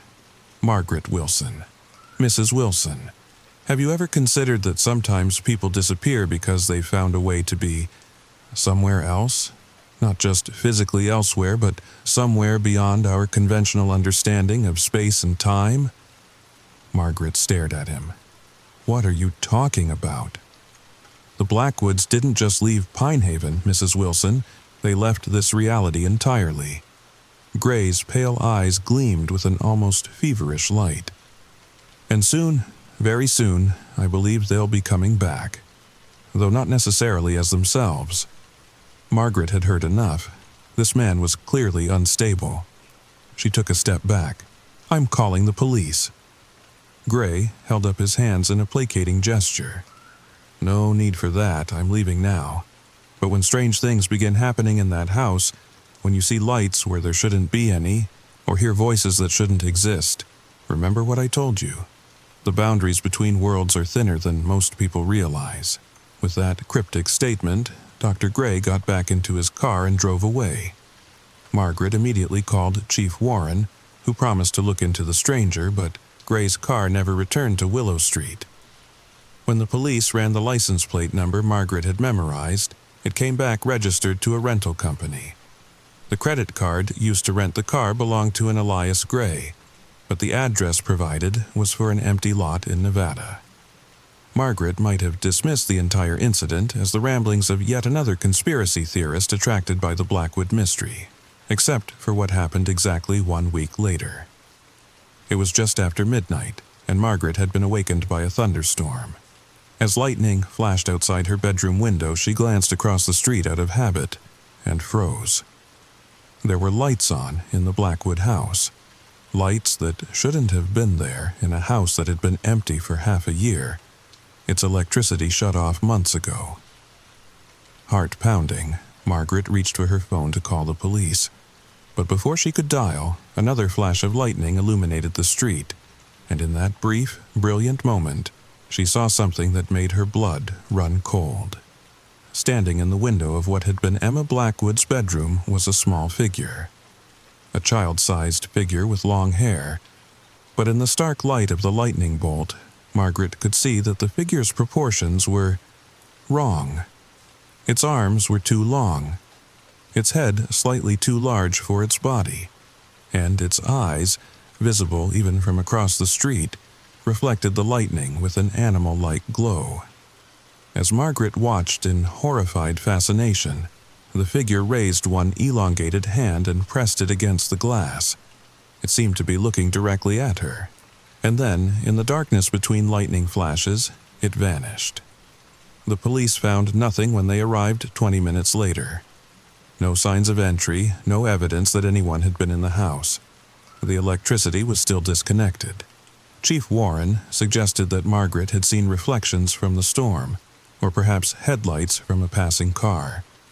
But Margaret knew what she had seen, and in the days that followed, she wasn't the only one. John McCarthy reported hearing children's laughter coming from the empty house in the middle of the night. Lisa Jenkins, driving home from a late shift at the grocery store, swore she saw David Blackwood standing in the front yard of the house, only to disappear when she slowed her car to look again. Most disturbing of all was what 12-year-old Tommy Parker saw while cutting through the backyards on Willow Street on his way home from a friend's house. Tommy claimed that he had glanced into the Blackwoods' kitchen window and seen all 4 family members seated around their table, sharing a meal. But their movements had been jerky, like robots, and their faces had been blurry, like someone smudged them out. When Tommy's parents reported this sighting to the police, Chief Warren called a community meeting. "I understand that this case has unsettled everyone," he told the assembled residents of Pine Haven. "It's natural to let our imaginations run wild, especially with Halloween approaching. But I need to ask everyone to remain calm and rational. There are no ghosts in the Blackwood house. There is a logical explanation for everything people think they're seeing." But even as he spoke these reassuring words, the chief couldn't quite meet Margaret Wilson's eyes. Because Margaret knew something the others didn't. Chief Warren himself had seen something at the house. He had confided in her just that morning, his face gray with fatigue and strain, that he had driven past the property on his nightly patrol and seen what appeared to be Sarah Blackwood in the front window, her face pressed against the glass, mouth open in a silent scream. On the 1-year anniversary of the Blackwoods' arrival in Pine Haven, a small group gathered in Margaret Wilson's living room. They had come together out of a shared conviction. Whatever had happened to the Blackwood family was beyond the scope of conventional investigation. Present were Margaret herself, John and Diane McCarthy, Chief Warren, who had taken a rare night off duty, Lisa Jenkins from the grocery store, and, somewhat surprisingly, Agent Rodriguez, who had driven up from the FBI field office in Portland. "I shouldn't be here," Rodriguez said as they settled in Margaret's cozy living room. "This is unorthodox, to say the least. But you've seen something too, haven't you?" Margaret pressed. "Something you can't explain." Rodriguez was silent for a long moment, swirling the bourbon Margaret had poured him. "2 weeks ago," he finally said, "I received a phone call from a number I didn't recognize. When I answered, all I heard at first was static. Then a voice, a child's voice, came through. It said, 'We can't get back. The door only goes one way.' Then the call dropped." "Could have been a prank," Chief Warren suggested, though his tone lacked conviction. "That's what I thought," Rodriguez agreed. "Until I traced the call, it came from David Blackwood's cell phone, the one that was logged into evidence 6 months ago and has been sitting in an FBI storage locker ever since." A heavy silence fell over the room. "I saw Sarah," Diane McCarthy said suddenly, "last Tuesday, standing at their kitchen window. But it wasn't really her. The proportions were wrong, like someone trying to fold themselves into a Sarah-shaped space." "I keep hearing the children," Lisa added, "their voices, calling for help from inside the house. But whenever I get close, the voices fade." Chief Warren set down his drink with a decisive clink. "All right, enough. We all agree something strange is happening. The question is, what do we do about it?" "I think," John McCarthy said slowly, "we need to go into that house. Together. Tonight." No one spoke for several seconds as they considered this proposal. It wasn't just trespassing they were contemplating. It was confronting whatever inexplicable phenomenon had consumed the Blackwood family and was now manifesting in their abandoned home. "I have a key," Chief Warren finally said, "and I can make sure no patrol cars respond to the address tonight." Rodriguez nodded. "I can authorize this as part of the ongoing federal investigation." And so, just after midnight, the 6 of them stood on the front porch of 1422 Willow Street, their breath fogging in the October chill. Chief Warren's hand trembled slightly as he inserted the key into the lock. "Stay together," he instructed as the door swung open. "No one goes anywhere alone." The house was cold and smelled of dust and disuse. Their flashlight beams cut through the darkness, illuminating empty rooms that had once held a family's life. Everything was as it had been left. Furniture in place, pictures on the walls, even a jacket still draped over the back of a dining chair. "Let's check upstairs first," Rodriguez suggested. "That's where most of the sightings have been reported." They moved up the staircase as a group, floorboards creaking beneath their collective weight. The children's bedrooms were first. Emma's room, with its purple walls and star decals on the ceiling. Ethan's, still dominated by the gaming setup in the corner. Nothing seemed out of place, nothing unusual, until Margaret's flashlight beam passed over Emma's desk. "Wait," she said, moving closer. "Look at this." On the desk's surface, which should have been dusty after months of abandonment, was a fresh sheet of paper. On it, drawn in crayon with a child's hand, was a crude depiction of a house.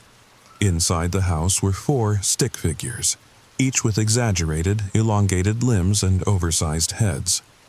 Outside the house stood many more figures, normal human proportions, with their arms reaching toward the house. At the bottom of the page, in careful, childish printing, were the words, "We can see you, but you can't see us all the way." "That wasn't here during the investigation," Rodriguez said, his voice tight. "I searched this room myself. That paper is new." As if in response to his words, a cold breeze swept through the room, ruffling the paper on the desk. But the windows were closed. "Did you feel that?" Lisa whispered. Before anyone could respond, a sound came from down the hall, from the master bedroom. A soft thud, like something falling to the floor. They moved as one toward the sound, flashlights leading the way. The master bedroom door was ajar. Chief Warren pushed it open fully, revealing the king-sized bed, the matching nightstands, the family photos on the dresser, and on the floor, in the center of the room, a small, leather-bound book. Rodriguez approached it cautiously, crouching down to examine it without touching it. "It's Peter's journal," he said, disbelief clear in his voice. "The one we found in his house in California. It should be in an evidence locker in the FBI field office." "How did it get here?" Margaret asked, her voice barely audible. As if in answer, the temperature in the room plummeted suddenly. Their breath became visible in thick clouds. The flashlight beams dimmed, battling against a darkness that seemed to thicken around them. And then, from everywhere and nowhere, came a voice. A man's voice, distorted as if traveling a great distance or through some barrier more substantial than mere space. "You shouldn't be here," it said, the words stretching and contracting strangely. "It's not safe. The boundary is weakening." "David?" Chief Warren called out, spinning around, trying to locate the source of the voice. "David Blackwood, is that you?" A sound like static filled the room, painful in its intensity. When it cleared, the voice returned. Clearer now, but still strange, with an echo that lagged behind the words themselves. "We found a way through," the voice said. It might have been David Blackwood's, or it might not. It was difficult to be certain. Peter's miracle, a doorway to somewhere else. But we didn't understand. The rules are different here. Physics, biology, everything changes across the threshold. "Where are you?" Rodriguez demanded. "What happened to your family?" "We're becoming," the voice replied. "Adapting to the rules of this side, but the change isn't easy, isn't comfortable, and now the boundary is thinning. Soon, others will find the way through." "Others?" Margaret asked, a tremor in her voice. "What others?" The static returned, louder this time. The flashlights flickered wildly, casting manic shadows across the walls. When the voice spoke again, it was fainter, as if receding. "The ones who have been waiting, the ones who want to come through. We thought we were explorers, pioneers, but we were just the first. The test cases." A loud crack, like thunder directly overhead, shook the house. The flashlights died simultaneously, plunging them into absolute darkness. In that blackness, suddenly, there was movement.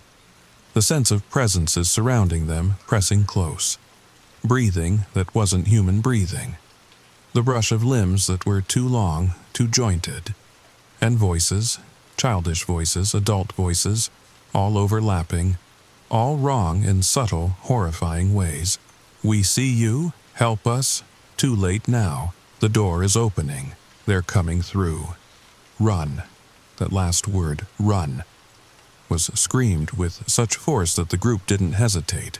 They fled, stumbling down the stairs in the dark, colliding with walls and each other in their desperate rush to escape the house. Only when they were outside, gulping the clean night air beneath the stars, did they realize they were one person short.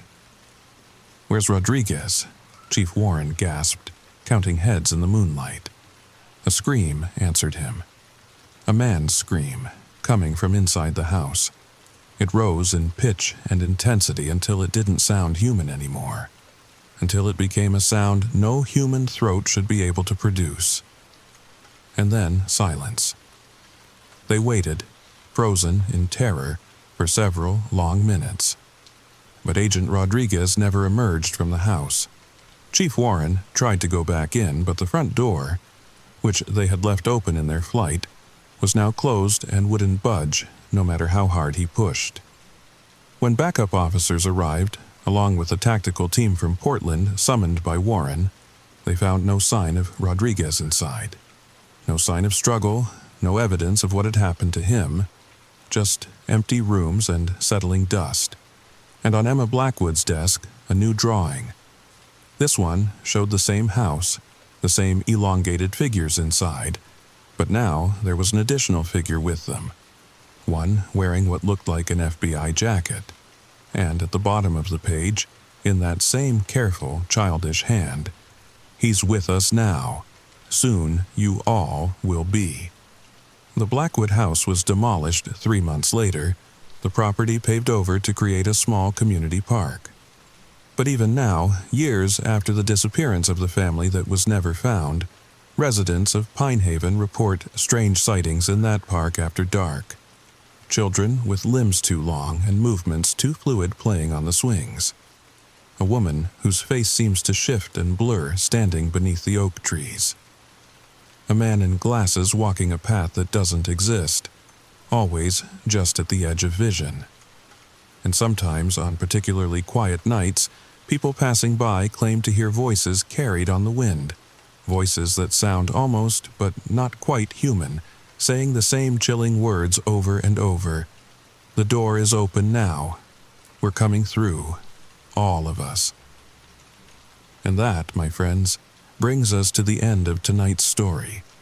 I hope it gave you that perfect blend of dread and comfort you look for in these cozy horror tales. If you're listening to this in bed, maybe take a moment to check that your doors and windows are locked tight, and maybe avoid looking too closely at family photos for a while, especially if anyone's expression seems not quite right. If you enjoyed The Vanishing Family That Was Never Found, please hit that like button and subscribe to the channel.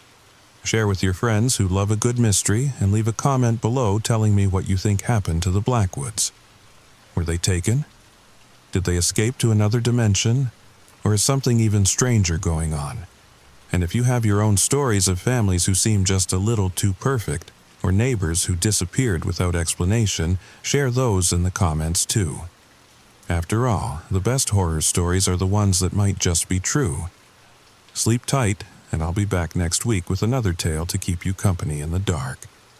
Just remember, sometimes the things we can't see are watching us anyway. Story number 4. Have you ever felt that creeping sensation? That feeling of being watched while alone in the wilderness? The rustling leaves that can't be explained by wind. The snapping twigs when no animals are in sight. That unsettling feeling that something is following you, observing your every move. If you've ever experienced this, you're not alone, and maybe, just maybe, there's a reason for your fear. Tonight's story will take you deep into the forests of the Pacific Northwest, where the trees whisper secrets and the shadows hide more than just darkness. If you're listening to this while trying to fall asleep, I must warn you, this story might just keep you awake, wondering about every little sound you hear outside your window. And if you make it to the end, you'll understand why thousands of hikers go missing in our national parks every year, and why some are never found. The forests of America have always held their secrets. From the misty redwoods of California to the dense green canopies of the Appalachian Trail, these wild places draw us in with their beauty. But sometimes they don't let everyone leave. The National Park Service records show that over 1,600 people have vanished without a trace while hiking in national parks. Most cases have explanations: exposure to elements, wildlife encounters, accidents in remote areas. But some defy all logical explanation. Tonight's tale comes from one of America's most beautiful and mysterious wilderness areas, Olympic National Park in Washington State. A place where mountains meet rainforest, where ancient trees stand sentinel over landscapes that have remained largely unchanged for thousands of years. A place of breathtaking beauty. And perhaps something else entirely. Make sure you're comfortable, turn down the lights, and prepare yourself for what really happened to the missing hiker. If this story resonates with you, or if you have your own unexplained experiences in the wilderness, share them in the comments below. And don't forget to subscribe for more stories that will keep you up at night. The story begins now. My name is Daniel Reynolds. I'm a 35-year-old park ranger at Olympic National Park in Washington State. I've been working here for almost a decade, and I know these forests better than the back of my hand. Every trail, every ridge, every hidden waterfall, they're all mapped in my mind like an internal GPS. That's why what happened last October still haunts me, and why I'm finally breaking my silence to share this story. It was the third week of October, right when the fall colors were at their peak. The forest was a canvas of crimson, amber, and gold. Most tourists had gone home for the season, leaving the park peaceful and quiet, maybe too quiet. I was on a routine patrol of the Hurricane Ridge area, checking trail conditions before the first snowfall when I got the call about a missing hiker. "Reynolds, we got a situation." It was my supervisor, Linda. Her voice was tense. "Solo hiker didn't check in last night. Name's Ethan Mercer, 28-year-old from Portland. His car's still at the obstruction point trailhead, but no sign of him at his designated campsite. I need you to head the search team." I felt that familiar knot form in my stomach, the one that appears whenever someone goes missing on my watch. "Copy that. I'll gather the team and head out within the hour." Within 60 minutes, I had assembled a search and rescue team of 5 rangers and 2 volunteer wilderness experts. We had tracking equipment, first aid kits, and enough supplies for 3 days. According to the information we had, Ethan was an experienced hiker, not some novice who'd wander off trail without proper gear. This fact alone made his disappearance more concerning. As we approached obstruction point, the weather turned. A thick mist rolled in from the Pacific, blanketing the mountains in a ghostly shroud. Visibility dropped to about 20 feet ahead, making our search exponentially more difficult.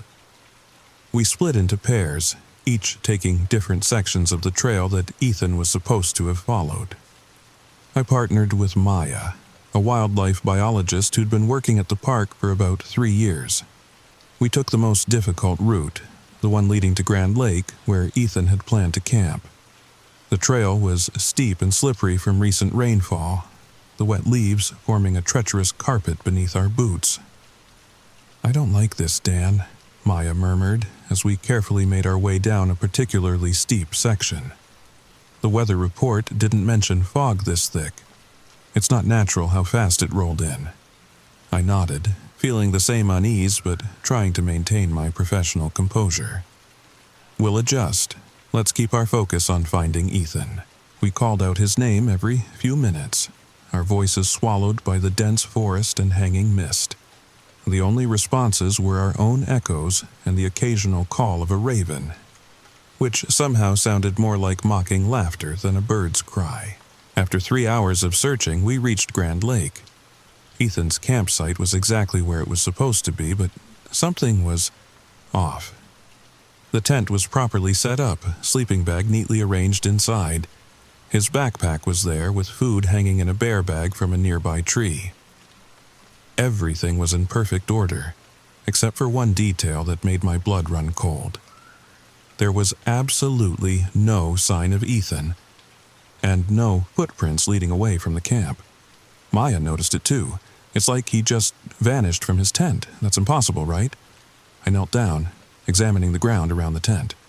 The soil was soft from the recent rain.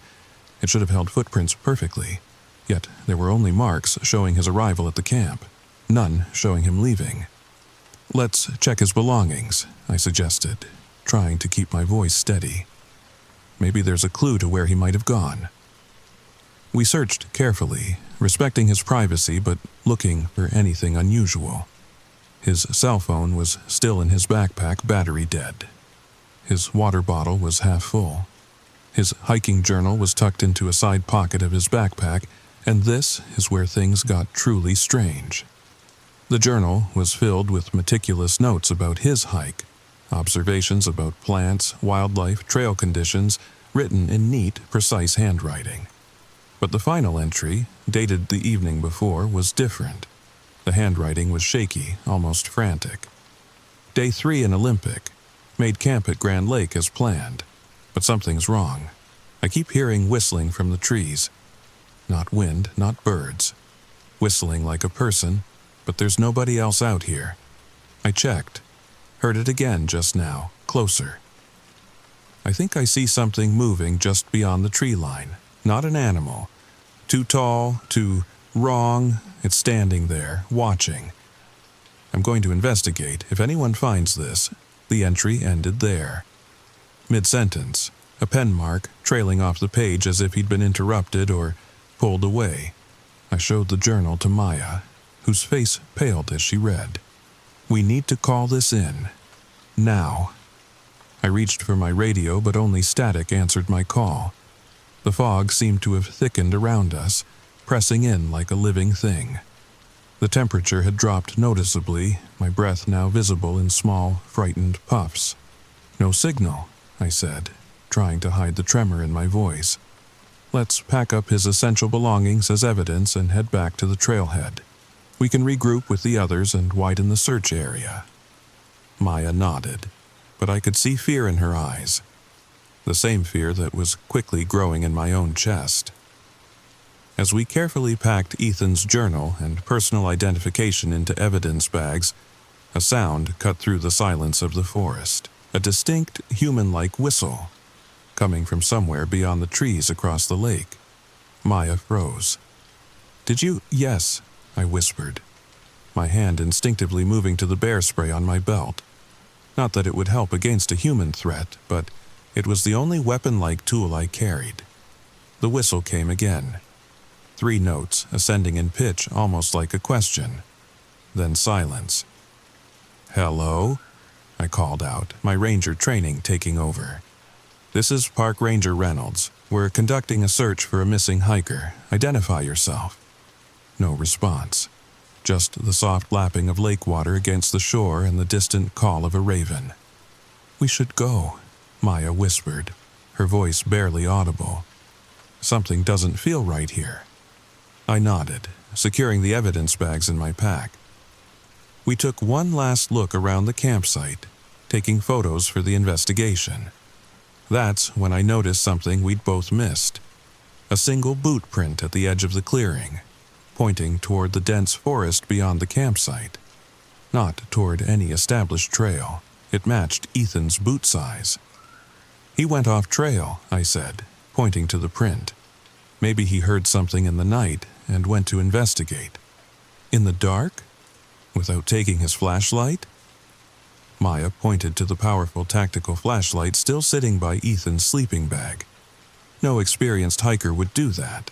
She was right, of course. But the evidence was right there in the mud.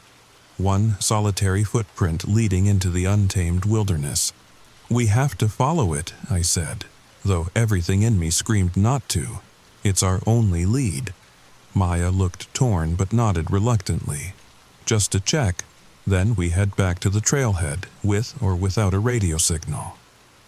We marked the campsite with bright orange tape and began following the direction of the footprint. The forest beyond the clearing was dense and untouched. No human trail to guide our way.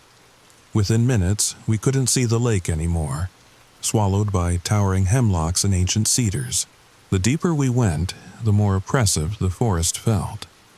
Old-growth trees loomed overhead, their branches interlocking to create a canopy that blocked most of the daylight. The temperature seemed to drop with each step we took, despite it being mid-afternoon. The rich, earthy smell of decomposing leaves and moss was gradually replaced by something different. Something I couldn't quite place. Metallic and sharp, like the air before a lightning storm. "Dan, do you smell that?" Maya whispered, her voice barely audible over the pounding of my own heart. I nodded. "Ozone, but there's no storm coming." I checked my weather app again. Clear skies were forecasted for the entire day, yet the air felt charged, electric. The fog curled around the tree trunks like ghostly fingers, making it difficult to see more than a few yards ahead. Occasionally, we'd find another boot print or a broken branch, confirming we were on Ethan's trail, but the signs were spaced oddly far apart, as if he'd been running or taking impossibly long strides. "These prints don't make sense," Maya said, kneeling beside one clear impression in a patch of mud. She placed her hand next to it for scale.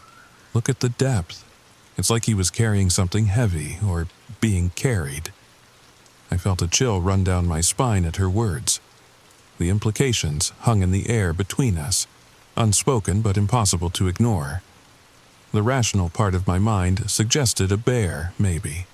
Though bear attacks were extremely rare in this part of the park, and there would have been other signs. Claw marks, blood, torn clothing. There was none of that, just those strange, spaced-out footprints leading deeper into uncharted wilderness. "Maybe he found something," I suggested, trying to keep my voice steady. "An injured animal, or I don't know." Maya didn't respond, but her expression said it all. Neither of us believed that explanation. We pressed on, each step taking us further from established trails, further from safety. After about 15 minutes of careful tracking, Maya grabbed my arm. "Dan, look." Ahead of us, barely visible through the mist, was what appeared to be a cave entrance set into a small hillside. It wasn't on any of our park maps, which was unusual. I knew this area well, or thought I did. This geological feature should have been documented. "That's impossible," I muttered. "There's no cave system in this section of the park." "Well, there's definitely one here," Maya responded, pointing to the dark opening. "And look, more footprints." She was right. The soft ground in front of the cave showed several boot prints, all matching the pattern of Ethan's hiking boots.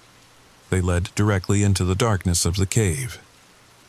Every instinct told me not to enter that cave. Every horror movie I'd ever seen flashed through my mind. But I was a park ranger with a missing person to find. I couldn't let fear override my duty. "I'll go first," I said, pulling out my flashlight. "Stay close behind me. If anything happens, anything at all, we run. No heroics." Maya nodded, her face a mask of determined fear. "Lead the way." The cave entrance was narrow. We had to duck to enter, but it widened quickly into a tunnel about 6 feet high and 10 feet wide. The walls were smooth, almost unnaturally so, with strange striations running along them like giant claw marks. The beam of my flashlight cut through the darkness, revealing a tunnel that extended far deeper into the earth than seemed possible. The air was cold and carried a peculiar scent. Not the usual damp earthiness of caves, but something sharper, more metallic, like ozone after a lightning strike. "This doesn't make sense," Maya whispered. "This formation shouldn't be here. The geology is all wrong."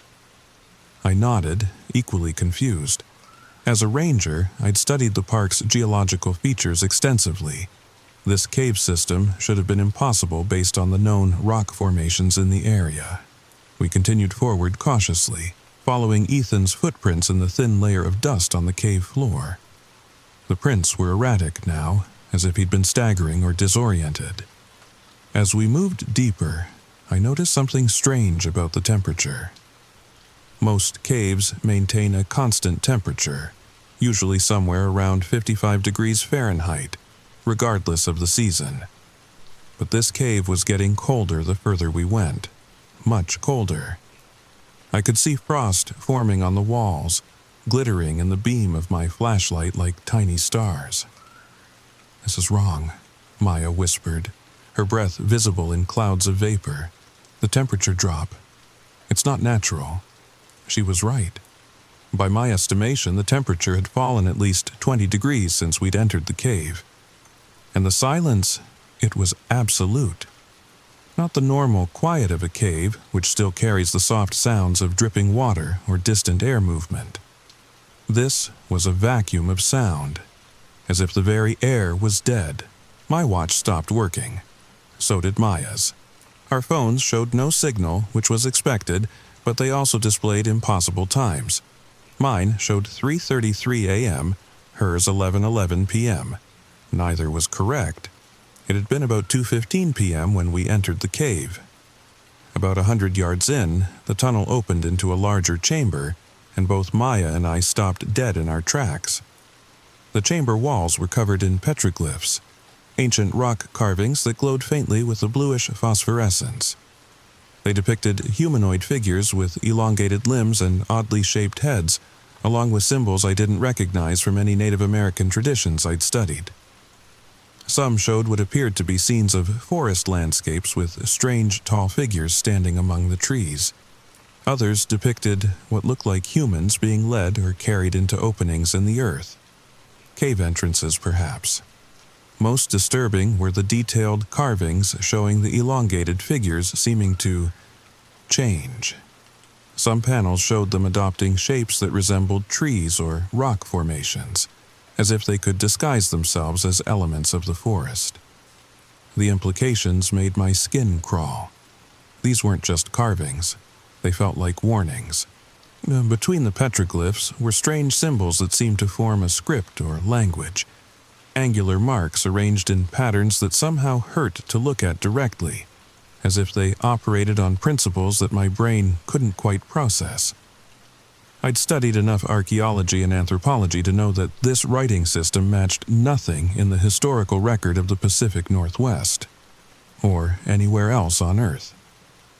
"This isn't right," Maya breathed, her scientific mind clearly struggling to process what we were seeing. "These carvings aren't documented. They'd be a major archaeological find if they were authentic, but they can't be. They just can't. No tribe or culture I know of created art like this," I agreed, taking a step closer to examine one section. The lines glowed brighter as my flashlight beam crossed them, almost as if responding to the light, or to our presence. I reached out, compelled by some inexplicable urge to touch one of the symbols, a spiral pattern that seemed to dance and shift before my eyes. Maya grabbed my wrist. "Don't," she whispered. "Just don't." She was right to stop me. Something about this place, these markings, felt deeply wrong. Like we were trespassing in a place humans weren't meant to enter. The air in the chamber felt heavy with age and secrets, pressing down on us with an almost physical weight. I moved my flashlight across the chamber, the beam finally landing on something that made my heart stop.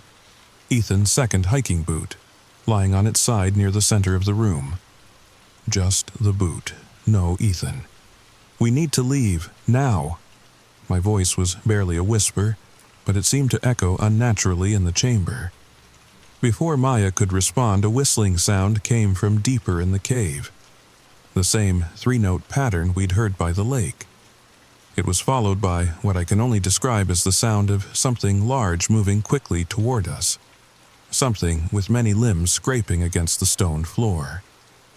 We ran. God, how we ran. I've never moved so fast in my life, adrenaline pushing my body beyond what I thought possible. We burst out of the cave into the foggy forest, not stopping until we'd put several hundred yards between us and that impossible cave opening. Gasping for breath, I reached for my radio again, desperate for connection with the outside world. To my surprise and immense relief, it crackled to life. "This is Reynolds," I panted into the receiver. "Emergency situation at coordinates." I checked my GPS unit. 47.8021 degrees N, 123.5074 degrees W. We need immediate backup. The response was broken by static but understandable. A search team would converge on our location within an hour. Maya and I waited at a safe distance, neither of us willing to leave without ensuring that whatever was in that cave didn't emerge to threaten others. We didn't speak much, both processing what we'd seen, both knowing that our reports would sound delusional to anyone who hadn't been there. When the backup team arrived, led by my supervisor Linda, we led them to the cave entrance, only to find a solid rock wall where the opening had been. No cave, no entrance. Nothing but unbroken stone partially covered with moss and lichen that looked decades old. Linda looked at us with concern and confusion. "Are you two all right? There's nothing here."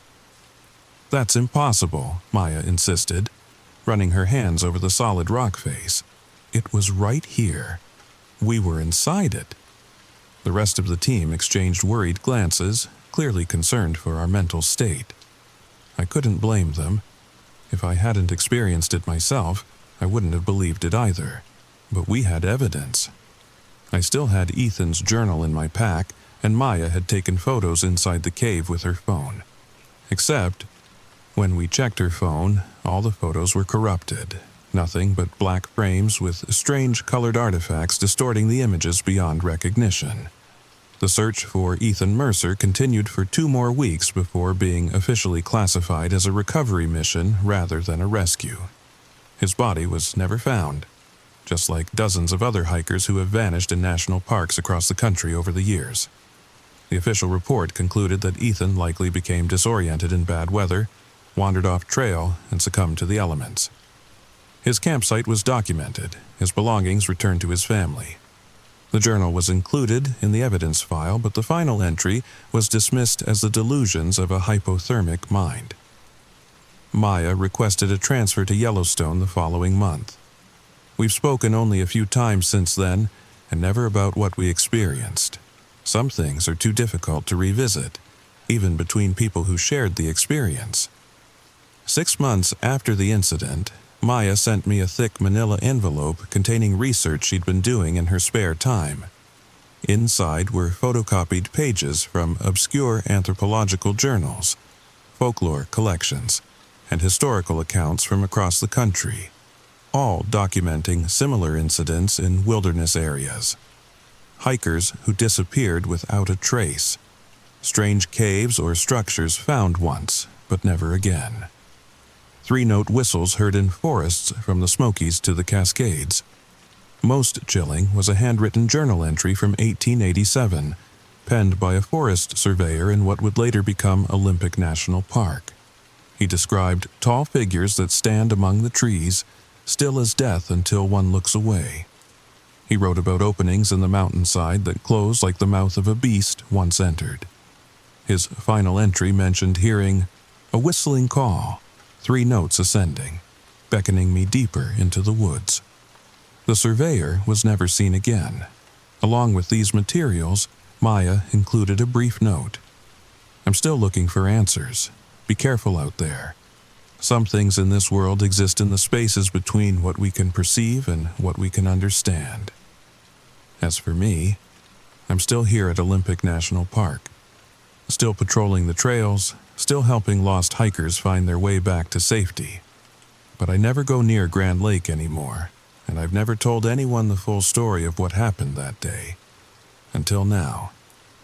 I've taken to carrying extra equipment on my patrols, sensors that detect electromagnetic fields, temperature fluctuations, and other environmental changes that might indicate, well, I'm not sure what exactly.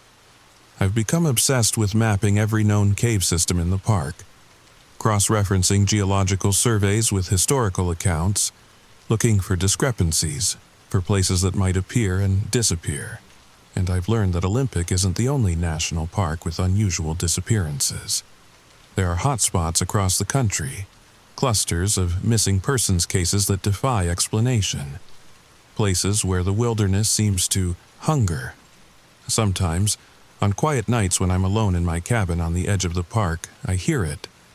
That 3-note whistle, rising in pitch like a question. It seems to come from the forest beyond my window, calling me, inviting me to investigate. I never do. I close my windows, turn up my music, and try to convince myself it's just the wind. But deep down, I know better. Something is out there in the wilderness. Something that took Ethan Mercer and who knows how many others before him. Something that waits patiently in places that shouldn't exist, watching from just beyond the tree line. And the most terrifying thought of all, I think it's still watching me. And now, perhaps, it's watching you too. If you enjoyed this story, please hit that subscribe button and share it with friends who appreciate a good mystery. Leave a comment below with your thoughts. What do you think really happened to Ethan Mercer? Have you ever experienced something unexplainable in the wilderness? I read every comment and would love to hear your theories. And remember, the next time you're hiking alone and hear an unusual whistle from somewhere deep in the forest, don't follow it. Don't investigate. Just turn around and head back to civilization as quickly as you can, because some mysteries are better left unsolved, and some things in the wilderness should never be found. Sleep tight, and I'll see you in the next story.